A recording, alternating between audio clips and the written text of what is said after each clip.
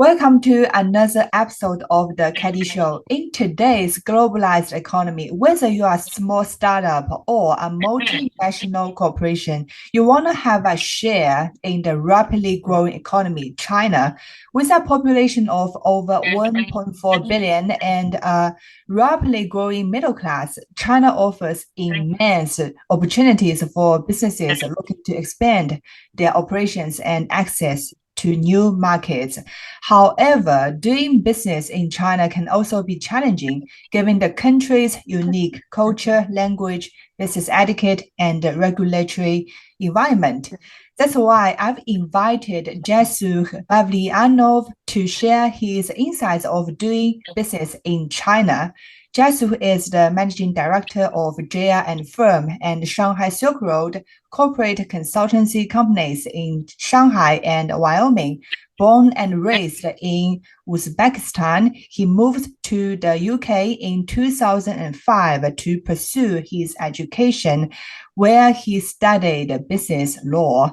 After completing his law degree, Jasur decided to take a bold step and move to China in 2012, where he studied his master's degree in law and politics. Then he established a corporate consultancy company in Shanghai, providing a wide range of services to foreign companies interested in entering the Chinese market, including company registration, structuring, liquidation, mergers and acquisitions, and other tailor-made business consultancy services. He has helped numerous foreign business, including Fortune 500 companies, navigated the complexities of doing business in China that made him a highly sought-after corporate consultant in the region. He is passionate about helping businesses succeed in China and is committed to providing exceptional service to his clients. He is a testament to the success that can be achieved through hard work, determination, and a willingness to take risks. It's such an honor to have you on my show, Jasur. There are so many promising places in the world you can choose to start your career. So why you chose China? All right. First of all, thank you very much for a great introduction, Kelly, and great to be here. Thanks for having me. Welcome. Well, honestly speaking, choosing China came to me in a mixture of, I would say, an accident and, of course, eager interest in the Chinese culture.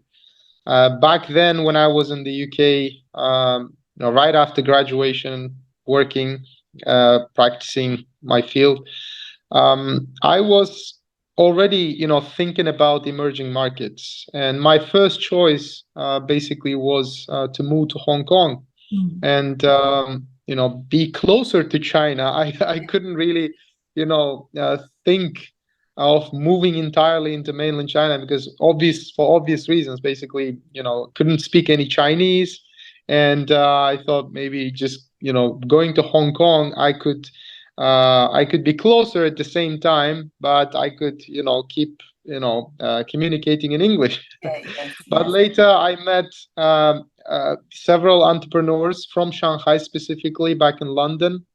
I talked to them, and the result of those conversations and discussions led me to, moving to China and started, testing the water, so to speak. But of course, the main reason is China. Just like I felt back then, China is, the market is expanding, one of the strongest economies in the world, and back then it was very, very apparent that the Chinese market is going to be one of the important ones. So I wanted to be part of it, basically. Yes, yes. Yeah, sounds good. So how did you get started with your entrepreneurial journey? Did you graduated from schools and you just started your business, or did you work for a company and start your business? I came just like you introduced. I came to China as a student because in new market. Although I was kind of familiar with business building I ran a company before back in my home country, also in the UK. Okay. But to be honest, I didn't really want to start a company in China straight away. I Yeah. wanted to be here for some time, maybe get have some friends, learn the basic language, and most importantly, I wanted to see how it's like to live here. Because Yes. what all we hear, before you visit any new country, all you get is theoretical knowledge, right?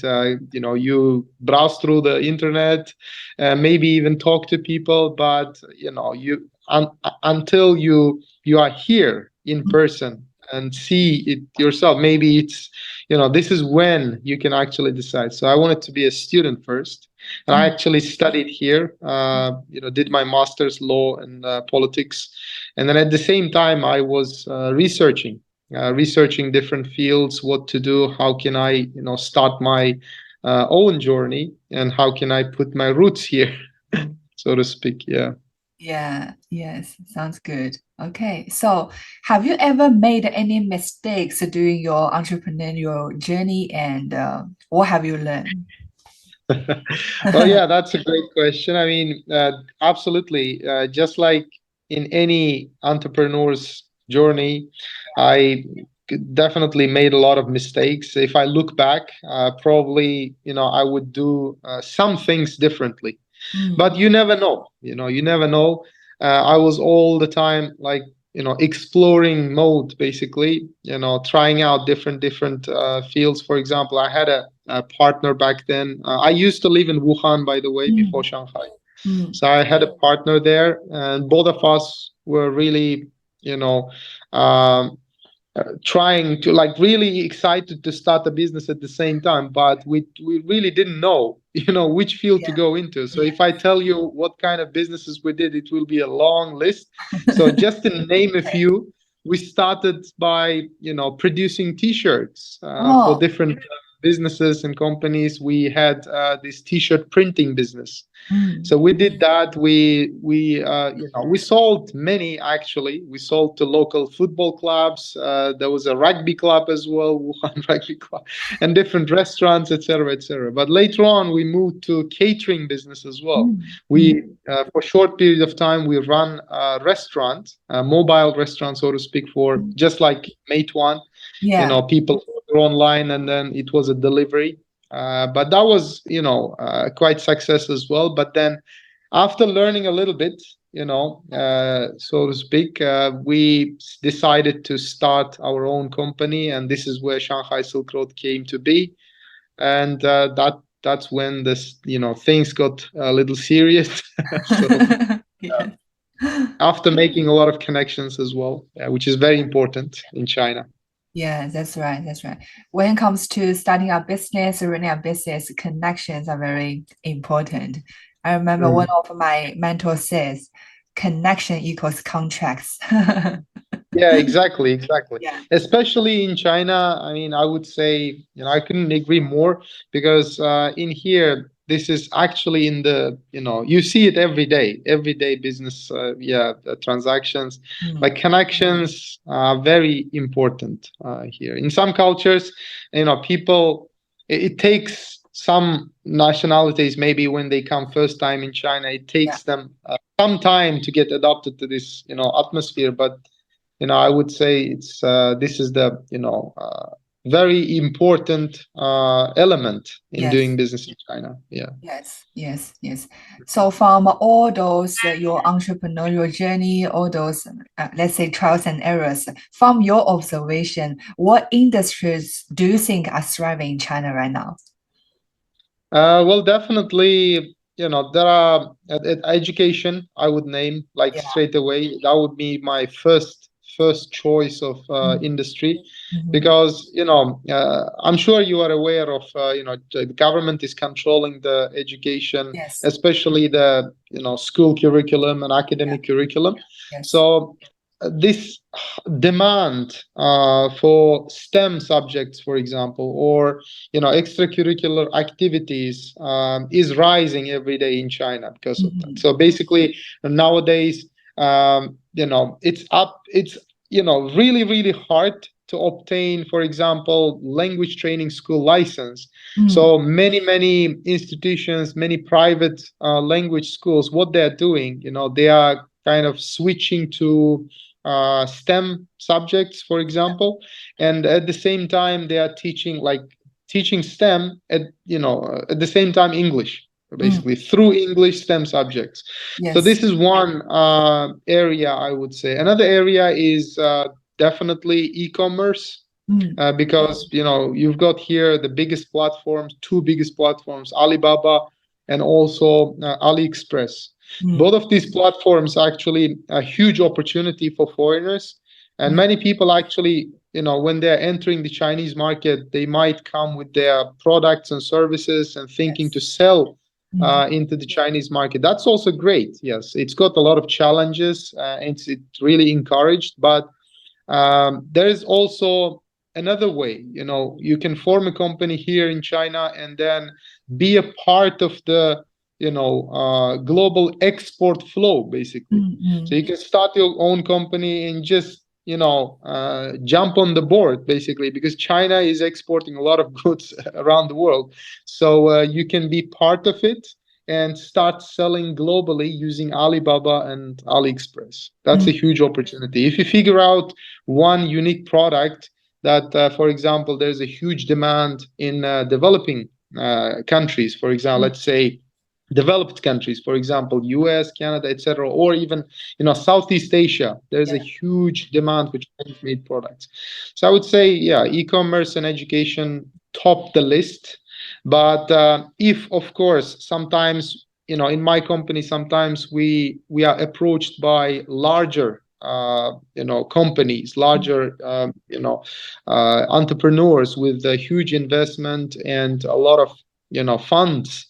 So if that's the case, if they're considering a huge investment, like serious investment, I would say healthcare is another, field that's thriving in China, because you see every day here, private hospitals, private clinics are opening up, and there's always high demand for quality medical service. So that's a huge, opportunity, I would say. Yes. So for those entrepreneurs who would like to venture into the Chinese market, what do you think are the areas that they should be mindful of? Well, there are a lot of things to be mindful of. I would say definitely culture and language, first of all. If, for example, just like myself, when you are coming to China first time and you don't speak any Chinese, probably it would be better to learn. This is one of my mistakes, probably. I didn't do that before coming here. Yeah, spend some time and learn the basics of Chinese, at least to be able to communicate, express yourself, your products, at least your company, what you're doing, what you want to sell, or what you want to buy. So this gets you much closer to your potential suppliers and potential clients, and you get better deals and you avoid potential mistakes, definitely. And another thing to be really mindful is, just like we talked about earlier, that's making connections. Because in the beginning, for example, I didn't really myself pay attention to that aspect, but later on I started realizing that yes, in order to succeed in this very extremely competitive market, you need to have strong connections. So as soon as you land here as a foreign entrepreneur, I would recommend you start looking for events, some sort of meetups, or join some chambers. Try to make connections as soon as possible so people know about yourself and your company. Yes. So yeah, a few things, to be mindful of. Yes. But some entrepreneurs, they still think it's okay. I don't speak Chinese, right? I'm living in Shanghai. Let's say living in Shanghai, but I can have interpreters to translate for me. Yeah. Well, of course. I mean, there's always a way like that. You can always hire an entrepreneur, but I mean, translator as an entrepreneur, you don't want to be, maybe some people don't want to spend a lot of time and energy learning a new language, but still, for example, just to bring example from ultra successful people like Yes. founder of Facebook. Mm. you know Yeah, he's learning he Chinese. mentioned, yeah, he learned Chinese and probably is still learning Chinese. And he mentioned in his speeches, for example, he, like, if he went back in time, probably learned Mm. Chinese much earlier, Mm. because China is one of those markets, one of those countries that you can't just get by with your English. Mm. It doesn't happen. For example, in Europe, a lot of countries there, in many countries, if you start a business, you don't have to really learn the local language, Mm. because English has a huge influence Yeah. in those countries. But in Asian countries, including China, for example, or South Korea, I would say, or Japan. Mm. These are like the countries you have to be very mindful of the language and the culture. Otherwise, you will miss out a lot of opportunities. That's, And there are some things that are lost in translation as well. yeah. Like probably the translator you hire is not able to actually deliver the message or convey the message. Yes. Yes, yes. Because of the unique culture of China, sometimes Yeah, the interpreters and translators is not able to translate the culture behind it. And sometimes they are exactly. not business owners. And Exactly. for Chinese people, we express our thoughts very implicit. We don't express very direct like the Western entrepreneurs. Yeah, exactly. They are not able to translate the meaning behind it because they are not business owners. They don't get it, so they cannot Exactly. translate to you. So Exactly. if you can really, let's say, overseas entrepreneurs, you want to enter the Chinese market, it's really a need Yeah. must to speak in Chinese because it's Yeah, a yeah, exactly. That's always right. recommended. Just like you said, Yeah. one of the important thing is, when the, interpreter Mm, hired for mm, money, yeah, they don't have any stake in the business, right? They that's they don't right. have anything to lose. If That's anything goes wrong, they yeah, don't really care in practice. So that's why it's better to actually, at least, we're not saying that you need to be proficient, you need to be fluent. But mm, at least you have to try. You have to yeah. try to, Yeah. to get the grasp of the basics. That's right. That's right. Let's say if they don't speak very good Chinese, but your potential Chinese business partner, he's seeing you are trying hard to communicate with Exactly. him, and Yeah. you can start to really establish a very strong rapport with him, right? Exactly. Because he's seeing you Exactly. are trying hard to communicate with him. That shows Yeah. that you are sincere, right? You are trying hard. Committed. Yes. Exactly. Yeah, I believe it's an attitude, right? It shows your attitude Exactly. to Exactly. Exactly. yeah. And mhm. Yes, yes. And yeah, actually, to tell you the truth, like, my first shock about this language aspect came immediately at the Beijing airport, Mm, because I probably wrongfully assumed that, just like I mentioned earlier, I could get by using English. But yeah, then I realized that no, that's not the case here. You have to be able to communicate. Well, there are some stuff at the airport they speak, but right after the airport, there's a taxi you have to catch. yeah, that's right. Well, yeah, I just caught a taxi and then tried to speak to him in, in English. He say, "What, Shama? I don't understand you." So yeah, and then that's when I realized, then yeah, you need to speak Chinese. Yeah, That's right. Yeah. Let's say for some people, they want to enter the Chinese market. They want to start a business in China as yeah. an overseas entrepreneur. So what's the process? Well, it's year by year getting easier and easier. Mm, Actually, we talk about this on our channel on yeah, YouTube as well. But generally speaking, there are two ways to start a company here. One is under your existing company. Uh, if, for example, you have a company in your country and use that as a mother company, you can start in China, like a daughter company, a branch, a subsidiary. But the second one is you can directly start under your own name, individual name. In either case, you will just, before coming to China, you will have to contact the Chinese embassy and get Yes. all of your documents legalized to be used inside China, including your passport, your existing company's set of documents, and that's all basically. If they want to start from distance, for example, it's also possible. But for account opening process, the company director should be present in China in person. And that's pretty much all. But of course, there's one difference. For example, compared to Western countries, the time frame in China, it takes a little bit longer than other countries. Yeah. In many countries, maybe this process is standardized, but in China, there is a human element still. Although China is one of the developed technologically top countries, but these aspects they check manually every document, everything is so. Yes, yes. So for those of them, they are considering which city is the best, right, for them to registering a company in China. What would you suggest? This question is actually asked frequently. I get this question a lot. And the answer is unfortunately not straightforward. Why? Because just like in any other country, we have a lot of cities, a lot of regions in China. So the best city or best location probably depends on your end goal. What do you want to do basically, and what kind of business you want to start.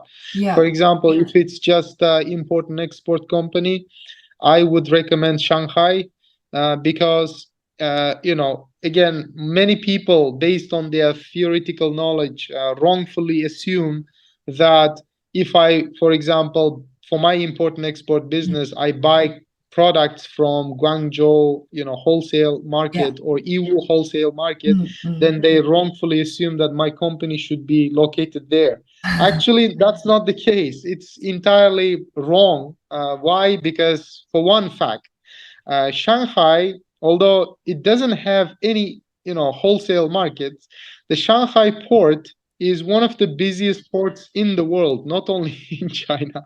And even if your company is located in Guangzhou or, for example, in Yiwu, your import and export, goods, they actually leave Shanghai port or, cross Shanghai port. So it's much more easier to establish company here. And also logically, it is right to establish a company here than, for example, some remote city, remote region. And another thing, why do I recommend Shanghai, is Shanghai has been actually historically the trade city. This is where the trade started in China. This is the home of trade, basically. And therefore, the infrastructure you get in Shanghai is one of the most developed in China, in entire China. I mean, infrastructure for business owners, let's say, because all these banks, for example, they are more business-friendly banks than compared to other smaller cities. Or the government offices, they are more, internationalized, stuff. If you, for example, just like in this example, some clients, some people, they don't speak Chinese, unfortunately. Basically, I was saying, all right, most of the government infrastructure in Shanghai is entrepreneur friendly and also foreigner friendly, I would say, compared to other parts of China. And definitely, yes, if they do their research on these regions and cities, etc., they will come across with terms like tier 1 city, tier 2 city, etc., etc. In China, I would recommend everybody to pick one of these tier 1 cities, especially if you haven't done any business in China before. Of course, if you have done business in here, you wouldn't ask this question in the first place. But for newbies, definitely you need to be in the developed cities. You don't want to be in some remote place, because I receive this question a lot, like I said. some people assume that, well, especially the young, entrepreneurs maybe, Yeah. or with the budgets limited, maybe Mm. they want to save some money, and probably they want to base in, tier 2 or tier 3 cities. But I say, okay, that's no problem. You can save some money, but later on in the long run, you will be spending a lot of energy, or maybe potentially you will be spending more money for building your business, because there's the infrastructure is not developed yet, and you will face a lot of problems, especially with the banks or the government offices. And that's actually true in many countries as well. Logically speaking, if you go to less developed or less active or less entrepreneur friendly cities in many countries, you will face the infrastructure developed not developed enough, so you end up spending a lot on that, and your time will be wasted as well. Yeah. Yes, yes, that's right. And in Shanghai, actually, there are so many opportunities you can meet as a business owners, entrepreneurs, Of course. especially at the Yeah. trade shows. There are a lot of Yeah. opportunities that you don't get Yeah. in some smaller cities. Exactly. Also, like Yeah. especially, yeah, that meetups, trade shows, events going on in Shanghai and all these Yes. other big cities as well. And plus, on top of that, if you want to hire local talent, Shanghai is full of skilled employees, potential That's right. employees, workforce, basically. Yeah. So That's that's why recommended. I don't want to be like biased, towards yeah. Shanghai, but still, if you ask me which city is the best, I would boldly say, irrespective of field, irrespective of what kind of business you want to start, my three choices would be Shanghai, Shenzhen, and Beijing. Yeah. So these are the three locations I would recommend, definitely. Yeah, that's right. That's right. Yes. So for those entrepreneurs who want to start up their business in China, so they want to do the market research. And I noticed your company is also doing some market research for those business owners. So Yeah. let's say, how do they conduct a market research? Well, there's always two ways. Okay, Yeah. one way is to contact companies like us and let the process, let us handle the process. Yeah. This way is the easiest option, but of course, it's going to cost some service fees. But Yeah. if they Yeah. want to do themselves, of course, that's also possible to do the market research. Well, just like in any other country, they will have to start by defining their target audience, based on their product and the service. Who do you want to sell that? Okay, there is a lot of like target groups, for example, by age, gender, location, etc., lifestyle, even. For example, in China, generation, like youngest generation, is happen to be the most like spending generation, basically. But there are so many businesses which target that audience as well, through Douyin, for example, Weibo, etc., etc. Yes. And of course, you need to analyze your competition, because before you, there are always existing companies that are selling similar products or services just like yourself, or maybe they have already tested that. If you, for example, find yourself in a situation where you feel like there's no competition, probably most likely someone already tested that before you, because in China that's the situation. Chinese market is huge, and the exchange of ideas or the market testing happens in a much faster pace than other countries. Yes. For example, you just look outside and you see one store, for example, opened 1 month ago, right? And after maybe a few weeks, if they feel like that's not right for them, they immediately shut down, and another store will come in its place. You see it very often, very frequently. So you need to thoroughly analyze your competition. If somebody have tested the market, if they are already doing the same thing, what are their advantages, weaknesses, and probably take advantage of their weaknesses, if they have any, etc. Mm-hmm. And of course, next, you need to analyze the consumer behavior. In China, specifically in China, consumer behavior is totally different from other countries. I would, for example, divide the world into two, actually. There's Chinese market behavior, and there is the rest of the world market behavior. Yeah. That's like boldly speaking like that. In China, I mean, it's no secret that China is kind of, self-sustaining. Like they have their own, social network here. There's everything is China's own, like search engines, even right. the behavior of the people, like it all derived from certain culture, certain values, certain understanding, etc., etc. So in China, one of the, for example, key elements is being technologically competitive in your services, in your products. Like market does not forgive you for that, really. I mean, it's not excusable. If your company cannot compete in terms of technology, then you will lose from day one. So for example, because the behavior of the consumers here, they will see it, they look at it, how this product, for example, how this service is easy to use, user friendly, for example, compared to other existing products, etc. And of course, the cultural element. The cultural element, in a way that it doesn't look like many other countries. So I would say at this point, probably it's better to hire professionals.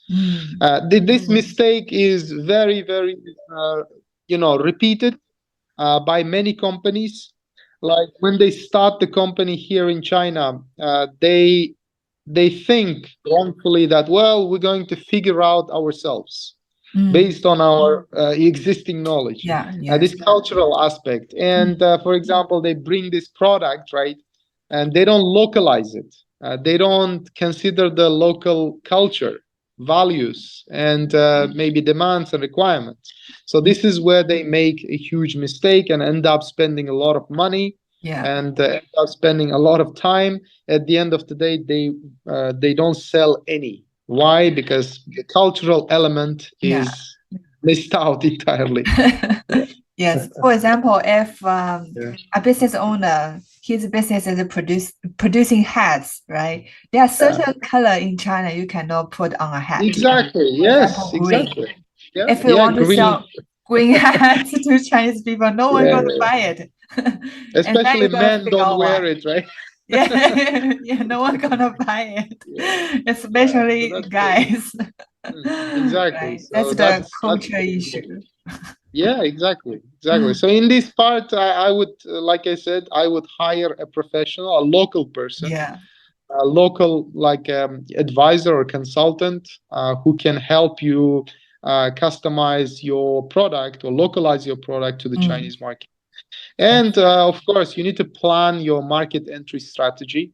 And again, in here, probably that's the last step, but still, in here, you need to have a local partner or local employee, definitely, if you're serious about selling or entering the Chinese market. Because again, some people make a mistake of bringing their manager, for example, from their country. They might be knowledgeable in general sense of the business. They might be very knowledgeable, no problem in that. But if they don't have experience in the Chinese market, that manager is going to be useless, honestly. So a product manager, I'm talking about. So that's why it's better to hire local talent with international experience, not the vice versa. That's right. That's right. Yes. So when it comes to marketing their services or products to China, would you recommend to start with organic traffic or paid traffic in China? Depends on the budget, actually. In China, everything is available. If they don't have, any like scarcity or anything, any limitations. I mean, of course, there are limitations in budget, but still, if their budget is not small, okay, let's say they can afford, it's always better to hire a professional marketing team, Yes. company that has been helping foreign. So basically, yeah, talking about that marketing. So of course, to summarize, if they have budget, relatively bigger budget, then I would always hire a professional marketing company. Mm. But of course, if the budget is limited, then there's always, a possibility to start organically. Just need to hire some employees instead of marketing team, Mm. because here in social media in China is also like different from what they used to. It's entirely different from Facebook, Instagram, etc., etc. So, for that reason, they have to hire some Chinese employees with marketing knowledge, and then it's still possible to do it organically. I Yes. would say I met a few entrepreneurs actually with started with limited budget and then have tremendous success actually doing it organically. Yeah. Yes. Yes. From my side, I will recommend them to go to trade shows, talk to people directly. Organic marketing. So yeah, there's trade shows and meetups through chambers. Also, they can start organizing their own groups on social media as well. That's also like it works just like in any other country, basically, if they want to do organically. Yeah, Yeah, that's right. That's right. And there are certain organisms to follow when it comes to organic traffic on Chinese social medias, right? of course, Once they yeah. follow the algorithm, their channel will grow faster. Of Yes, course. yes. Uh, yeah, I mean, one thing is for sure that when they're entering the Chinese market, although they might have a lot of followers on Western social media, Yeah, they will have to start it from scratch in China. They that's need right. to, for example, make their website in Chinese so that it's, workable through Baidu. It's searchable Yeah, through yeah. Baidu. It's, in line with Baidu's algorithms, for example. And same goes to the for the social media like Weibo, or Douyin, for example, etc., etc. Yeah. That's right. That's right. So any common mistakes that you have witnessed after serving so many business owners, and how would you recommend to avoid it? Yeah, definitely. I mean, I can clearly remember few cases from our clients. Yeah. Although my company and my team, we consulted them, we told them that it would be a mistake. Mm. They most of the times I mean, these failure examples. I mean, Mm. once we open the company, we always try to give our opinion based on the product, based on this service. It's completely for free. We don't charge for it. It's just a professional opinion. Just say that, please. I mean, based on our practice, we wouldn't do that in this situation. But there are some clients, who think maybe their experience abroad, they, wrongfully make them very confident Mm. in the Chinese market. So in some instances, for example, they didn't really uh, localize the product, just like we talked about Yes. earlier. Yes. They brought some of their products into China, and then they didn't really consider the values here, Yeah. Maybe green or hats. what, yeah, or what the taste even. For example, when I'm talking about, in this specific case, I'm talking about food and beverage products. Mm. Yeah, the food and beverage, it might be the product you're selling, it might be successful in your country Yes. because it's based on your cuisine or based on the taste of that market. But Yes. in here, there's if you like pick the big brands like McDonald's, KFC, etc. These are like Yeah. top Yes. Yes. brands. if you compare the menu, it's totally different. So you have to be you have to be willing to maybe sacrifice a few secret recipes. Yeah, they That's might be right. very special in your country, but in here, I don't think, that aspect plays a huge role if that recipe is not localized here. Mm, That's very important. I had this, first-hand experience with one client. They spend a lot of money here, but they absolutely refused to localize the product, mm, change the content maybe, and try out different yeah. flavors.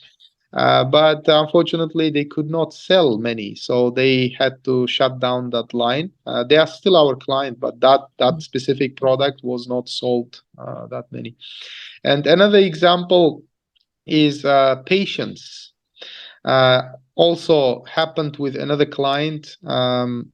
Maybe in many other countries, the result is maybe faster yeah.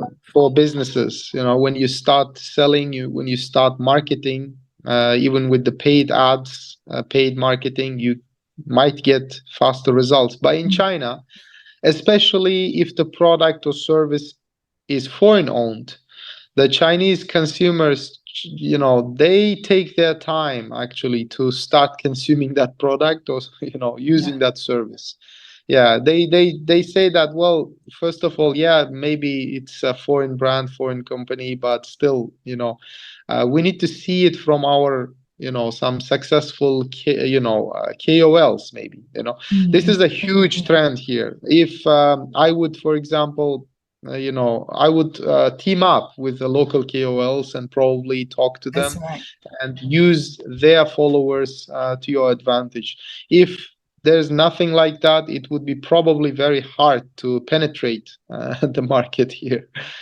So Yeah. yeah, so you have to have a huge patience here. I mean, if you don't have timing, you're in rush. Probably Chinese market is not the right market for you. But if you have patience, Chinese market is quite rewarding. Yeah, if you find the right product and if you find the right taste, you can literally sell thousands and millions and hundred thousands. That's quite easy. Yeah. Yeah, that's right. That's right. So for those examples you gave me, I think some of them it comes to the Chinese culture. Maybe they don't really understand the Chinese culture, right? And for the Yes, food exactly. example, the Yeah. Chinese food is very different from the Western food. Yeah, totally, totally, Yeah, the totally. flavor, something. So they need to change to Yeah, localize.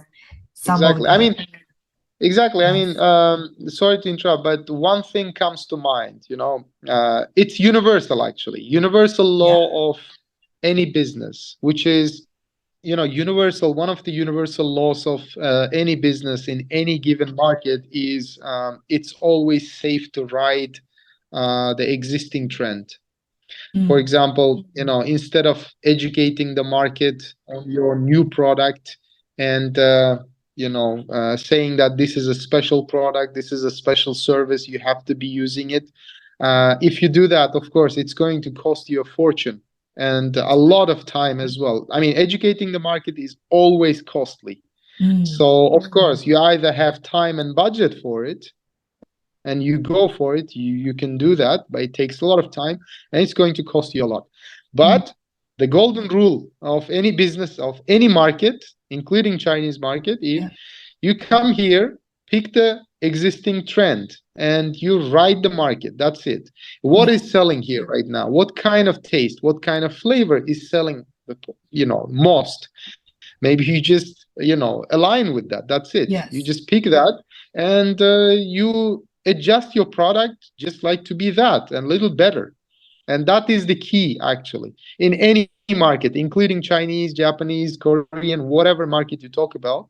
So this is one thing that most of the clients refuse or most of the clients ignore, don't really consider. Instead, what we see is actually 95% of the time they bring their own product, and that's going to be extremely challenging. mm, But of course, there's this 5% of smarter, companies or smarter entrepreneurs. They bring their product, the label, the brand, and everything, but the taste, the flavor, the approach is just like the local ones, maybe slightly better. Maybe they, they make it slightly better with different functionality or different, gift packages, etc., etc. Yeah. Yes, yes, exactly. So from your experience, how would you recommend to build a strong relationship with the Chinese consumers, the Chinese business partners? Well, just like we talked about in the marketing Yeah. here, or entering the Chinese market, approaching and building a relationship with Chinese, entrepreneurs is through, accepting something they are offering, and then, adjusting yourself to the environment, actually. Yeah, Because yeah. let me explain what I mean by that. I have seen a lot of foreign entrepreneurs, foreign companies who don't want to adjust themselves, to the local customs. Instead, they start complaining. They say, "Well, why they behave in such a way? Why they do Yeah, that? I Why?" met a lot as And I well. always immediately, yes, I almost immediately tell them that, you are in a different country. Why are you trying to change them? Instead, change Yeah, yeah, yourself. that's If you want right. to succeed here, you change your behavior. You act like, I mean, there's a saying like, while in Rome, you act like Romans. Yeah, yeah, That is the key element exactly. here. If you want to have friends, if you want to have valuable partners here, act like them. That's it. First thing is just adjust to the culture and start approaching them in a friendly manner, not like I want to sell you a product. Nobody likes that. Nobody Yeah. likes a salesperson. You don't want to sell, and they're not interested in your product in the first place. You bring something valuable that they To the, might actually appreciate. Yes. that's And right. this is how, for example, in my own life, I have a lot of, thank God, I have a lot of strong connections, strong, really reliable friends among the locals, among Shanghainese, Yeah, among, Chinese people in general. So yeah, how did I, do that is basically just like that, approaching them and just start a friendly conversation. That's it. You don't want to sell something immediately. You don't want to be there just promoting your product. No, none of that. yes, Just a yes. friendly conversation and introduce yourself and say that, well, you've been, here in China for some time and you would like to, have some local friends. That's it. Invite them for drinks, maybe follow up like they invite you for drinks, etc., etc. Yeah. Conversations lead to more serious conversations. Mm. You don't, if you start, for example, I have also seen people like that, posting on social media, including LinkedIn, saying that, well, we are looking for Chinese partners. Well, if you do that, of course, you're going to attract a lot of dodgy people as well. A lot of and then people start complaining why they are not honest, blah, blah. Well, it's yourself to blame. You open the window. You open the window saying that I need partners. I need partners. Of course, everybody's going to enter into your room, right?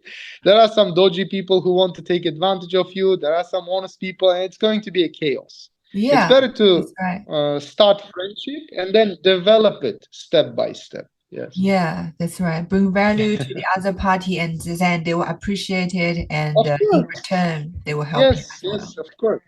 Yes. Yes, exactly. I mean, for example, I can tell you one really, I mean, this is where I got the first taste of Chinese guanxi, for example. Yes, This was yes. my first example. Like before that, I had never experienced that. Mm, Like I was just helping a local guy here with their contracts. mm.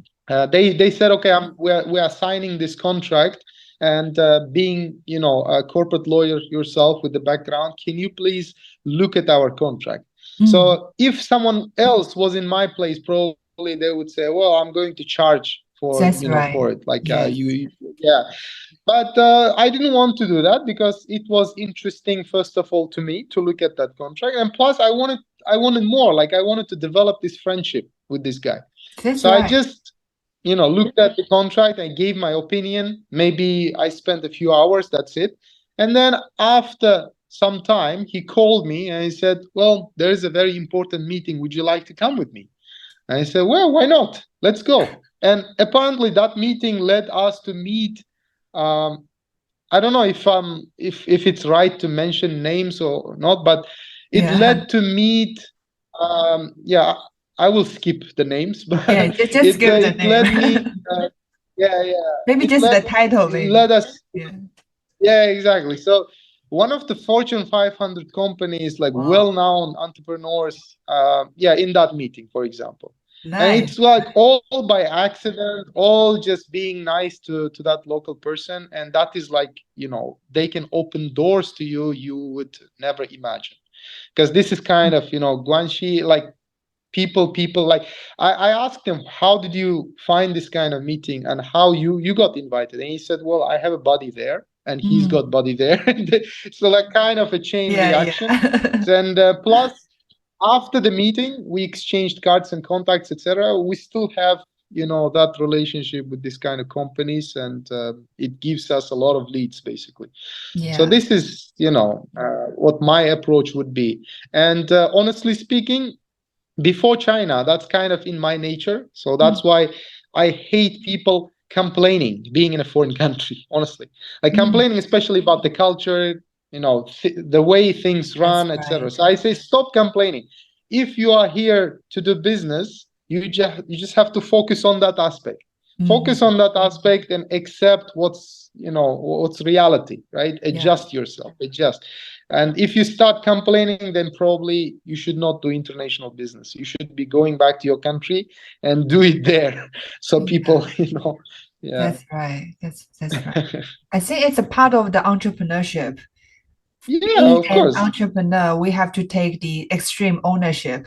It's Of nothing course. happened to you because of nothing, because you did something in the past that happened because of you. That's Of my course. opinion. Of Something you did course. in the past Exactly. and leads to the situation now you are in, right? So we got to take Exactly. the Exactly. extreme ownership, take responsibility for ourselves. That's how we can Yep. grow and the business can That, grow. If they always blame others, exactly. nothing will work. Nothing will work. No, no. Yeah. Blaming is not going to solve any issues, especially if they want to sell into the Chinese market or if they want to build business Mm, here. Immediately, like blaming someone should not be in the vocabulary. Like really, like eliminate that yes. and Yeah. see what you can do, Mm, how you can adjust yourself, how mm, you can speed up the process yourself. For example, let me bring you another like example. There's a client who came with their own team. yeah. Okay. And then, of course, we are, being a corporate consultancy, we are handling their paperwork for the company formation, et cetera, et cetera. So somewhere during, mid of the process, I got a call from my partner, actually, a local partner, and they said that, well, do you know that this member of this team is directly contacting with the department, government department? Yeah. I said, well, that's news. I mean, they should not be doing that. Actually, based on the contract as well, that we are the Yes. ones who Yeah. contact the department on Mm, their behalf. This is, mm, they gave right to us with the power of mm, attorney and everything. yeah. So contacting and going around us, actually, that might be okay and acceptable in many other places, but in here, many things are built on relationships. Like, Mm, that's it right. kind of ruins everything. So what happened, basically, long story short, is um, the whole process became standardized for them. We could probably do it faster if we did it ourselves, but just because they contacted the department, Mm, and their paperwork was thrown back, mm, and then it says you just have to wait, and they end up waiting for like 2-3 weeks more. So mm, that's the yeah. thing. Like, when you are here, just trust the process, be a part of the culture. Things, it's not something like unofficial, or I don't want to sound like there is always this kind of element here, but no. I mean, this is kind of true in many way in other countries as well, you know. Mm. So when you Yes. are there, you just have to evaluate the real situation in that specific environment, and just instead of complaining, try being part of it so Mm. that you achieve your goals faster. Yeah, Yes, that's right. It's something to do with the culture. They are not familiar with the culture, not of familiar with course, the of Chinese course, business etiquette. of course, That's of course. yeah, that's the most important thing I think many business owners they tend to maybe ignore, right? It might happen. It's just these are the things fortunately can be avoided. So that's why we are talking about this, in this video, and they can maybe watch and try to avoid. That's right. But of course, like although Chinese market is very challenging in general, I Mm. would say there are a few, not a few actually, there are quite enough Mm. examples of foreigners, who are really successful, extremely successful. Mm. I met many foreigners, for example, they, own large businesses in China. Yeah, quite large actually, Yeah. and that's kind of motivating as well. Uh, so Mm. that, I mean, I'm saying this because there's always a conception. There's always a conception that, wrong misconception, I'd say.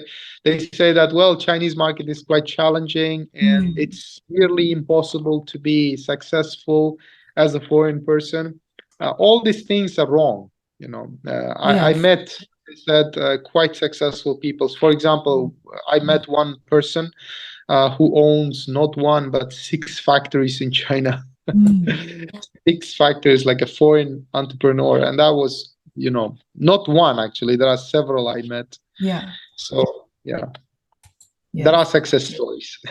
Yeah, it is. It is successful, and Mm. as long as they are willing to adopt the culture, business etiquette, Yep, to spend the exactly, time to understand the people's mindset, right? And if they want exactly. to do business in China, they need to speak Chinese, right? Especially for long term, they want to do business in China for long term. It's Of a course, must of to course, speak the of course. language, right? Of course, of course. That's right. And I can tell you from my experience as well, the Chinese element. I blame myself and my, sometimes, because my own Chinese is not that developed, but still, I'm working on it every day. But, there are times you meet some people, very, important people, let's say, Yes. very important people for your business, for your future here. And, you know, you cannot communicate to the level that you wished for, you know. So that kind of a missed opportunity is not repeated, that kind of it's like a once in a lifetime opportunity. For that, you Yes. just have to be ready. You just have to That's be right. ready. Yeah. That's Learning right. Chinese, working on yourself. Yeah. I know that you offered some Chinese courses, so yeah, That's right. That's right. Yes, yes. To help people to understand Chinese business etiquette, language, people's mindset better. sure. Yeah. So what kind of mentors are you following? Who do you learn from? Yeah, well, this question is a little bit hard to answer for me because, I am one of those people who is, who likes to take bold actions, whether Mm. it's right or wrong. If my gut says that this is the right path, the right direction, Yeah, the same for whether me. it's a mentor or whether it's a successful person who wouldn't do this kind of action, I would still do it because I just like this. That's it. I mean, that's why there are few people I follow and try to learn. For example, maybe it sounds a cliche or Mm, whatever, but mm, I like to follow, for example, Tesla founder Elon Musk. mm. For example, I'm not saying that. I mean, some people might say, "Well, he's too big," or he's no. I'm not comparing my business to that level or to that person in any way. It's just I like how Elon Musk makes his decision. For example, Yeah. sometimes I ask myself, how would this person react in this specific situation? What would he do? And I watch their interviews all the time and maybe read about them, etc. Whenever I have time. It's not like, I follow them every step of the way. No, it doesn't happen ever. But yeah, to name a few, this Elon Musk, for example, or Jeff Bezos, Yeah. really respect and follow. And to some extent, Chinese entrepreneur, Alibaba founder, Jack Ma, Jack for Ma. example, quite a good success story. Like I said, I have a few people who I prefer reading about, but I'm not like a follower. I don't follow them like step by step. But what I do is instead, I analyze their decisions.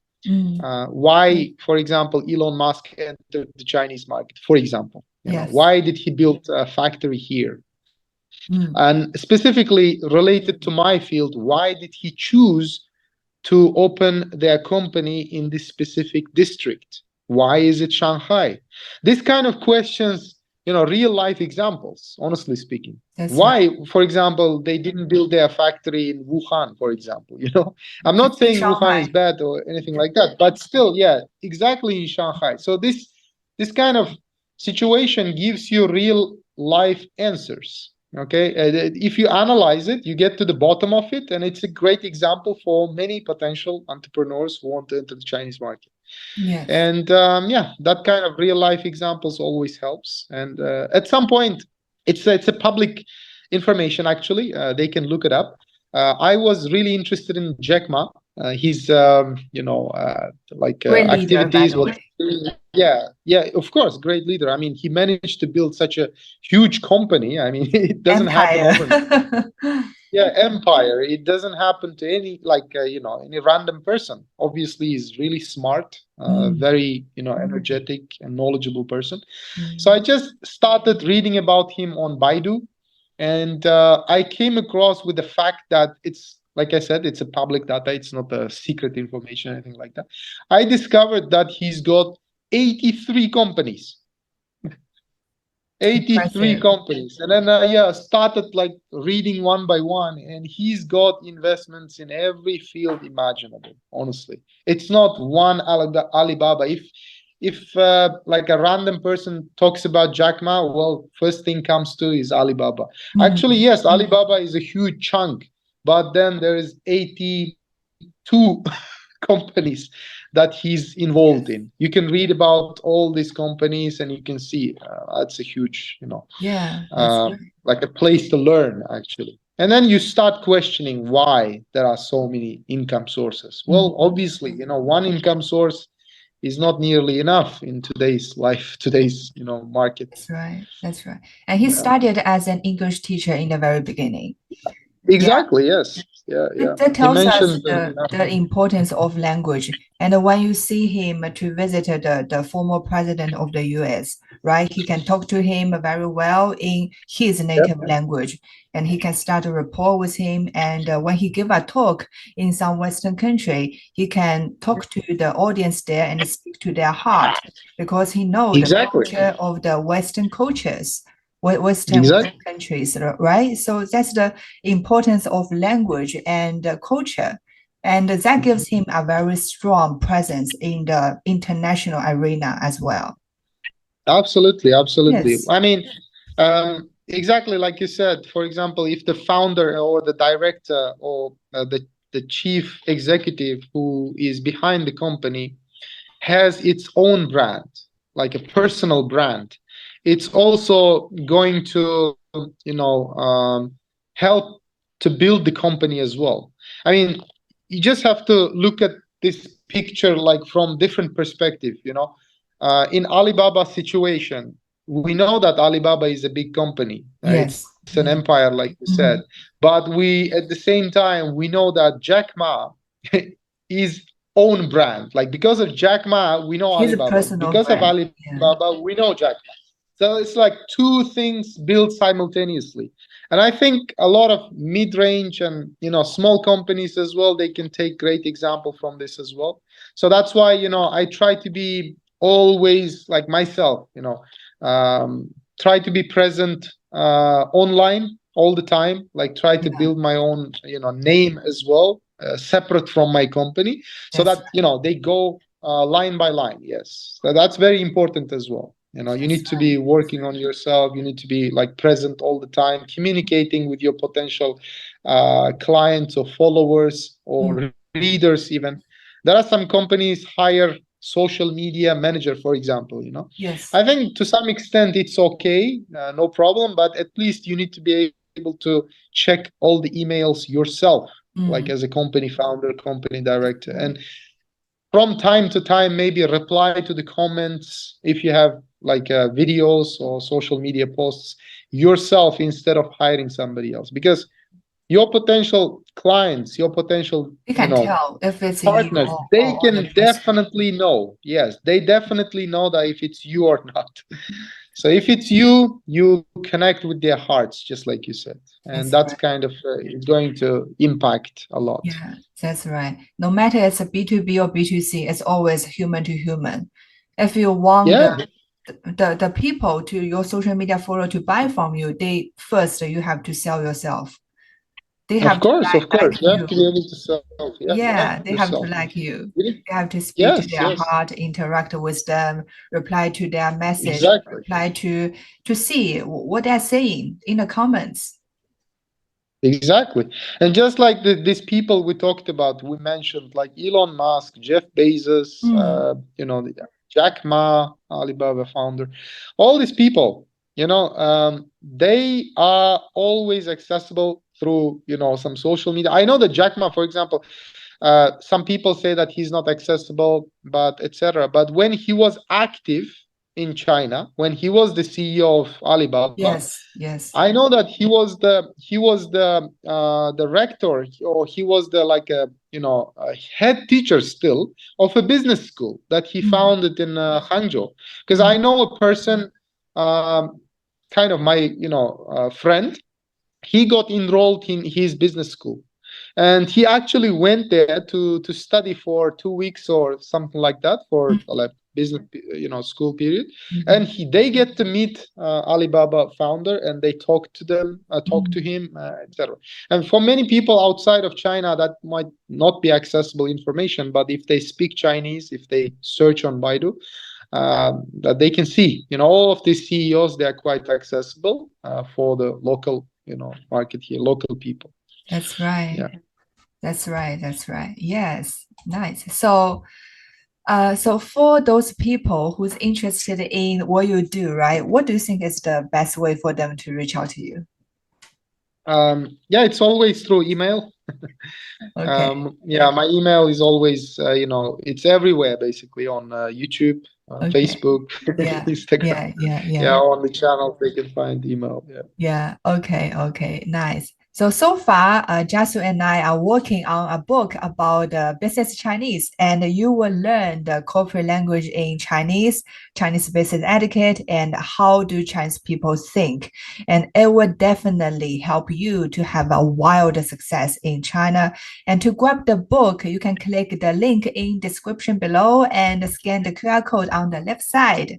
So thank you again to Jasur for your time, and that's all for this episode of the Caddy Show. So if you like my show, make sure you subscribe my channel and hit the notification. Until next time, stay tuned.